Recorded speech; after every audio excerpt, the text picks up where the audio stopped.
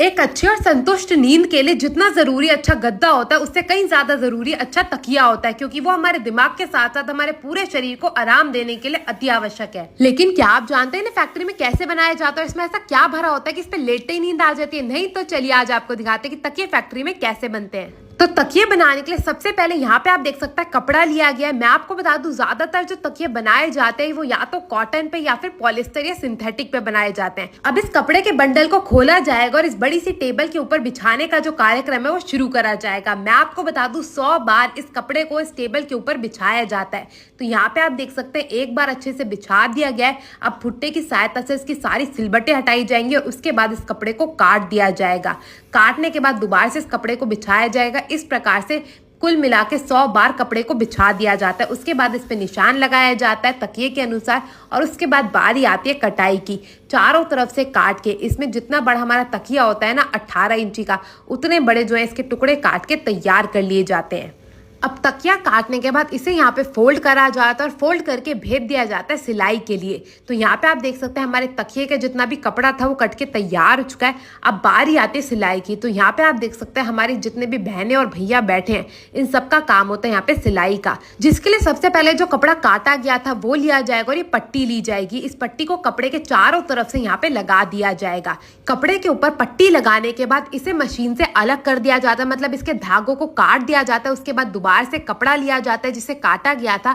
अब ये जो हमने पट्टी लगा हुआ कपड़ा है ना, इसके दूसरे सिले को इस नए कपड़े से जोड़ा जाएगा, मतलब चारों तरफ से सिलाई करी जाएगी। सिलाई करते के साथ ही यहाँ पे आप देख सकते हैं ब्रांडिंग का ये छोटा सा कपड़ा भी इस तकिए गिलाफ में लगा दिया गया है। मैं आपको बता दूं जो तकिया गिलाफ सिया जा रहा है ना, ये अंदर की तरफ से सिया जाता है। बाहर से आप देखेंगे तो आपको कोई सिलाई नजर नहीं आएगी। अब तकिया गिलाफ सीने के बाद बारी आती है जिसके अंदर भरी जाती है उस रुई की। यहाँ पे आप देख सकते हैं पॉलिस्टर रुई रहती है जो कि आम रुई से बहुत ही अलग होती है। अब इस सारी की सारी रुई को डाल दिया जाएगा इस मशीन के अंदर।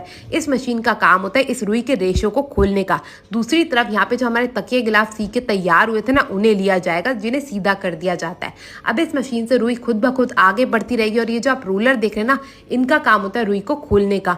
खोलने के बाद इस रुई को आगे भेजा जाता है और इस मशीन से सारी की सारी जो रुई है वो आपस में उसकी जितनी भी गांठें होती हैं वो खुल जाती है और उसके बाद ये जो तकिए गिलाफ है इनमें एक एक करके भरा जाता है। तो यहाँ पे आप देख सकते हैं भैया एक एक करके जो तकिया गिलाफ है वो इस मशीन में लगाते जा रहे हैं और ये जो मशीन है भरती जा रही है।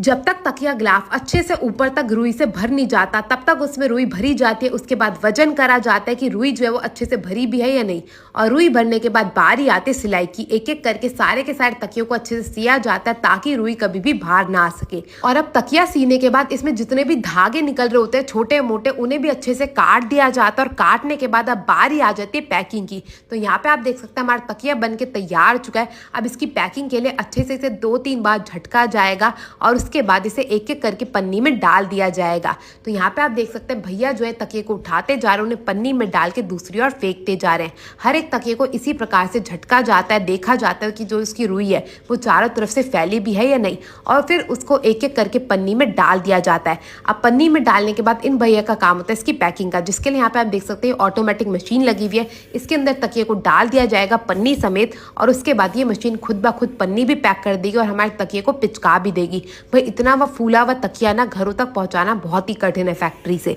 इसीलिए इन्हें इस मशीन के जरिए अच्छे से पिचका दिया जाता है और उसकी अच्छे से पैकिंग भी कर